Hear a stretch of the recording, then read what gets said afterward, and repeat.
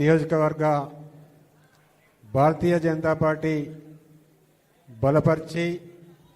బలపరిచిన సర్పంచ్ అభ్యర్థులందరూ గెలిచిన సర్పంచ్ అభ్యర్థులు మరియు ఉప సర్పంచ్ అభ్యర్థులు వార్డు మెంబర్లు వీరందరి సన్మాన కార్యక్రమానికి విచ్చేసిన గౌరవనీయులు మల్కాజ్గిరి పార్లమెంటు సభ్యులు శ్రీ ఈటెల రాజేందర్ గారు, అలాగే చొప్పదండి మాజీ శాసనసభ్యురాలు బొడిగే శోభక్క గారు, అలాగే రాములు యాదవ్ గారు తదితర సీనియర్ నాయకులందరికీ కూడా, అలాగే వేదిక ముందున్న సర్పంచ్ అభ్యర్థులు వార్డు మెంబర్లు ఉప సర్పంచ్ అభ్యర్థులందరికీ, అలాగే వారితో పాటుగా వివిధ గ్రామాల నుండి వచ్చిన మా భారతీయ జనతా పార్టీ నాయకులు కార్యకర్తలందరికీ కూడా పేరు పేరున ధన్యవాదాలు తెలియజేస్తూ, అదేవిధంగా మనకు గెలిచిన సర్పంచ్ అభ్యర్థులందరికీ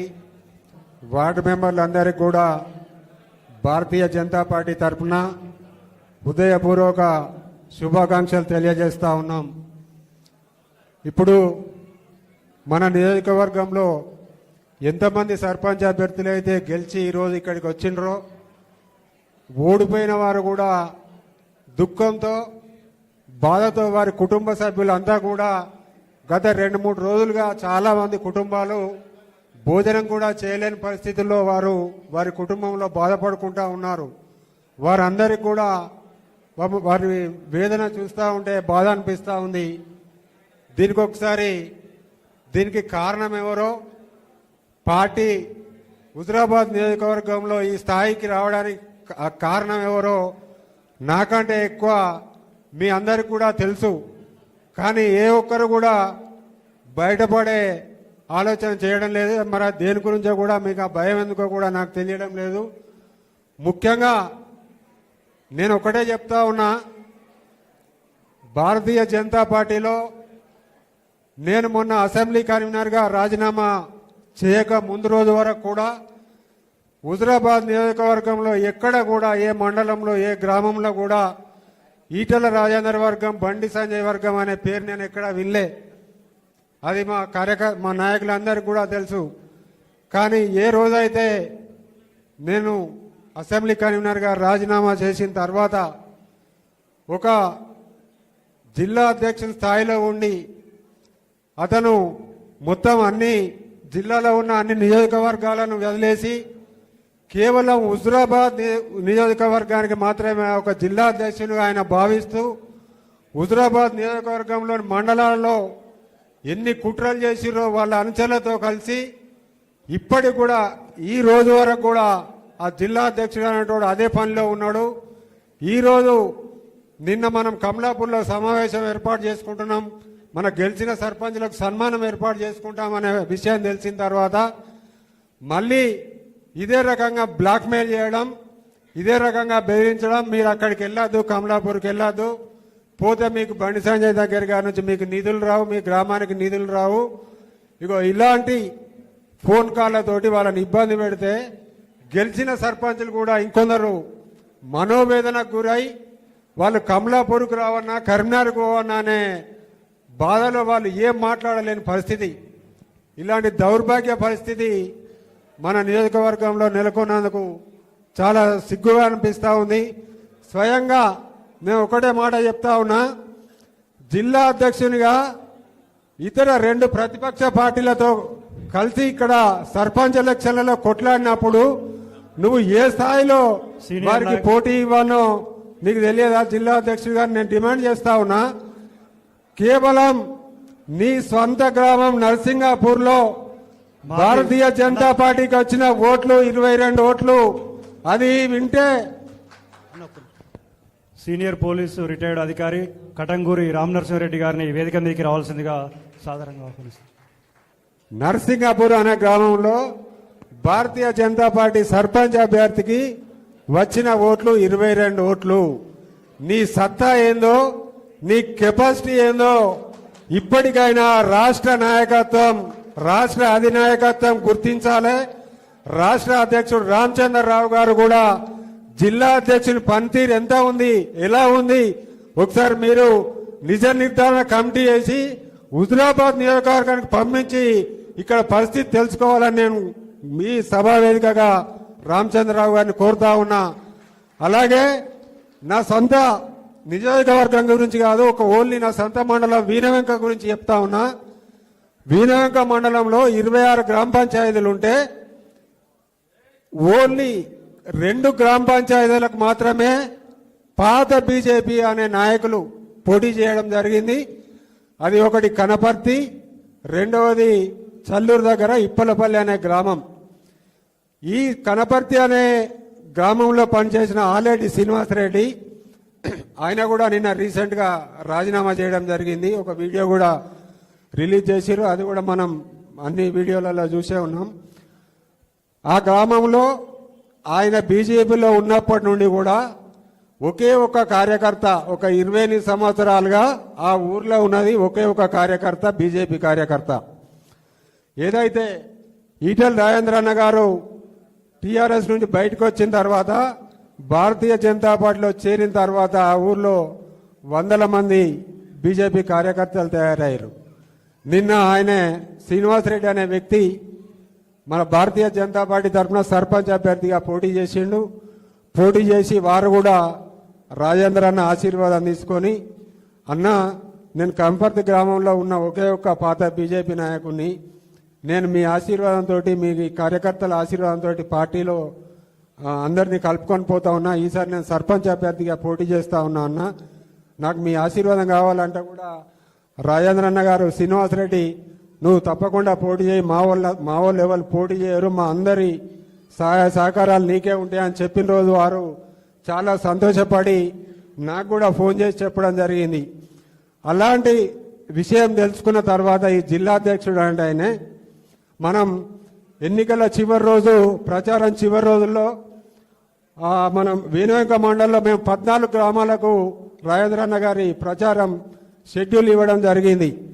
15వ తారీఖు రోజు మనం షెడ్యూల్ ఇచ్చిన విషయం తెలుసుకున్న జిల్లా అధ్యక్షుడు వాళ్ళ టీం 14వ తారీఖు రోజు రాత్రి నుండి ప్రతి గ్రామానికి వాళ్ళు డైరెక్ట్గా వెళ్ళడం కావచ్చు, లేకపోతే ఫోన్లలో బ్లాక్మెయిల్ చేయడం కావచ్చు.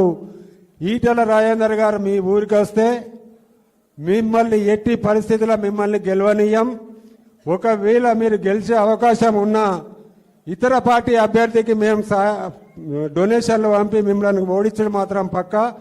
మీకు ఈటెల రాజేందర్ కావాలన్నా మా ఆర్థిక సాయం కావాలా అని చాలా మందిని బెదిరిస్తే వాళ్ళు గుండెల్లో బాధ ఉన్నా బయటికి రాజేంద్ర అన్న మీ పర్యటన మాకొద్దని చెప్పలేకపోయినా కానీ రాత్రి నుండి పొద్దున్న 12 గంటల వరకు కూడా వాళ్ళు నిర్ధారించుకోలేక నాకు 11 గంటలకు, 12 గంటలకు, 1 గంట కూడా వాళ్ళు బాధతో ఫోన్ చేసి, అన్న గౌతమ్ అన్న ఏమనుకోకండి, మా పరిస్థితి మంచి లేదు, మాకు ఇట్లా ఫోన్ కాల్ వస్తున్నాయి, మాకు టార్చర్ అవుతుంది, ఒకవేళ రాజేంద్ర అన్న వస్తే గెలుస్తారని మాకు తెలుసు కావచ్చు, కానీ ఒకవేళ వీళ్ళు ఇంకా ఏం కుట్రలు చేస్తున్నారో అవతల పార్టీల వాళ్ళతోటి అని బాధపడి ఈ ఒక్కసారికి ఏమనుకోకూడనా రాజేంద్ర అన్న ప్రోగ్రాం క్యాన్సిల్ చేసుకోమని చెప్పిన సందర్భాలు వింటే చాలా బాధ అనిపిస్తూ ఉంది. రాజేంద్ర అన్న ఏ గ్రామాలకు వేయరో వాళ్ళందరూ చాలా దిక్కుల వాళ్ళు గెలిచిర్రు. చల్లూరు మేజర్ గ్రామ పంచాయతీ 5-6 వేల ఓట్లుంటాయి. అక్కడ పెద్దిమాలారెడ్డి గారు ఇదివరకే అక్కడ ఒకసారి సర్పంచ్గా బాధ్యతలు నిర్వహించారు. జమ్మికుంట మార్కెట్ వైస్ చైర్మన్గా కూడా వారు బాధ్యతలు నిర్వహించారు. అలాంటి వ్యక్తి ఈరోజు రాజేంద్ర అన్న ప్రోగ్రాం క్యాన్సిల్ చేసుకోవడం వల్ల ఒక 30 లక్షల దాకా ఖర్చు పెట్టుకొని 40 ఓట్లతోటి వాడు ఓడిపోయడం జరిగింది. వారు కూడా ఈరోజు ఎంతో బాధపడుతున్నారు. రాజేంద్ర నచ్చేది ఉంటే నేను ఈ 40 ఓట్లు కాదు 400 మెజార్టీతో గెలిచామని అని ఈరోజు చెప్తా ఉన్నాడు. దానికి ఎవరు కారణమో, భారతీయ జనతా పార్టీ ఎందుకు ఈ స్థాయికి దిగజారిపోతా ఉందో రోజు రోజుకు ఇప్పటికైనా రాష్ట్ర నాయకత్వం ఆలోచన చేయవలసిన అవసరం ఉంది. స్వయంగా మా ఎల్బాక గ్రామంలో, నా సొంత గ్రామం ఎల్బాక, మా నాయకులందరూ కూడా వచ్చి ఇక్కడనే ఉన్నారు. మా గ్రామంలో కూడా ఒకే ఒక కార్యకర్త 20 సంవత్సరాల నుంచి బీజేపీలో ఉన్న కార్యకర్త ఒకే ఒక్కరు మడికొండ వెంకన్న అని, ఆయన కూడా ఈరోజు ఇక్కడికి వచ్చిండు. మేము సర్పంచ్ నోటిఫికేషన్ వచ్చిన తర్వాత మా గ్రామంలో ఉన్న బీజేపీ నాయకులు కార్యకర్తలం అంతా కలిసి మేము ఒక సర్పంచ్ అభ్యర్థిని మేము అందరం కలిసి ఎన్నుకోవడం జరిగింది. అందులో వెంకన్న అనే ఆయన కూడా ఉన్నాడు. నల్లగోని సరోజన రాజారాం అనే అభ్యర్థిని మేము ఎన్నుకున్నాం.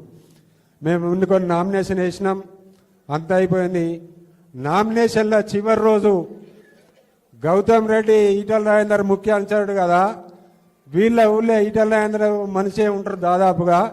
ఆయనను ఏ రకంగా మనం గెలవనిస్తామని ప్లాన్ చేసి జిల్లా అధ్యక్షుడు స్వయంగా మా ఊర్లో బోధలు అనే ఒక బూత్ అధ్యక్షుడు ఉంటాడు, ఆయనకు ఫోన్ చేసి చివరి నిమిషంలో ఆయనతో నామినేషన్ వేయించారు బీజేపీ పార్టీ రెబల్ అభ్యర్థిగా. అయినా కానీ మేము ధైర్యాన్ని కోల్పోక మా రెబల్ వేసిన అభ్యర్థితో కూడా మేము ఒక 20 సార్లు మాట్లాడినా కూడా 20 మందితో మాట్లాడిపించినాం. ఎంత మాట్లాడినా ఆయన వెనుకకు తగ్గలేదు. ఏంటిది ఈయన బలం ఏం చూసుకొని ఈయన ఇంత ఒక్క మాట కూడా కనీసం వినకుండా పోటీలో ఉంటా అంటాడని తెలుసుకుంటే ఆయన వెనుక ఉన్నది మండల అధ్యక్షుడు నరేష్, జిల్లా అధ్యక్షుడు గంగాడి కృష్ణారెడ్డి గారు అని తెలిసి ఆ రోజే మేము నిర్ణయించుకున్నాం. ఎంతైనా మంచిదే, ఎంత కష్టపడ్డా మంచిదే, ఇలాంటి బ్లాక్మెయిల్ రాజకీయాలకు మనం బలి కావద్దని మమ్మల్ని నమ్ముకొని మా ముందుకు వచ్చి మా పోటీ చేసిన నల్లగొని సరోజన రాజారాం గారు అనే వ్యక్తిని ఈరోజు మేము 176 ఓట్ల మెజారిటీతో ఎల్బాకలో గెలిపించుకోవడం జరిగింది. కాబట్టి రాబోయే ఎంపీటీసీ జెడ్పీటీసీ ఎలక్షన్లలో కూడా మన కార్యకర్తలు అసలు పోటీ చేయాలా, వీళ్ళు ఇప్పుడు గత సర్పంచ్ ఎలక్షన్లో జరిగిన పరిస్థితే మరి రాబోయే ఎంపీటీసీ జెడ్పీటీసీ ఎలక్షన్లో ఉంటే పరిస్థితి ఏందనేది సందిగ్ధంలో ఉన్నారు. మాకు గనుక అవకాశం వస్తే ఇప్పుడు ఇక్కడ హుజరాబాద్ నియోజకవర్గంలో ఎంతమంది అయితే ఈ కుట్రలకు బలైరో వాళ్ళందరినీ కూడా ఏకం చేసి వాళ్ళందరినీ రాష్ట్ర భారతీయ జనతా పార్టీ ఆఫీస్కు తీసుకెళ్లి మా సమస్యలు ఇవి, మాకు పొడిచే వ్యక్తులు వీళ్ళు అని ఆధారాలతోటి సహా రాష్ట్ర అధ్యక్షులు రామచంద్రరావు గారికి కూడా వివరించే ప్రయత్నం చేస్తూ ఉన్నాం.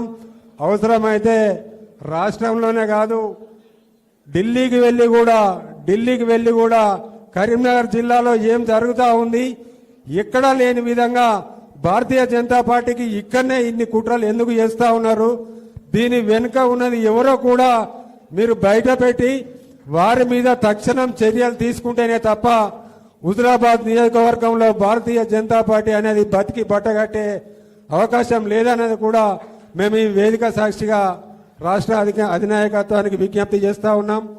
ఈనాటి మరొకసారి భారతీయ జనతా పార్టీ తరఫున గెలిచిన సర్పంచ్ ఉప సర్పంచ్ అభ్యర్థులందరికీ అలాగే వార్డు సభ్యులందరికీ కూడా పేరు పేరున శిరస్సు వంచి మీ అందరికీ శుభాకాంక్షలు తెలియజేస్తా ఉన్నాం.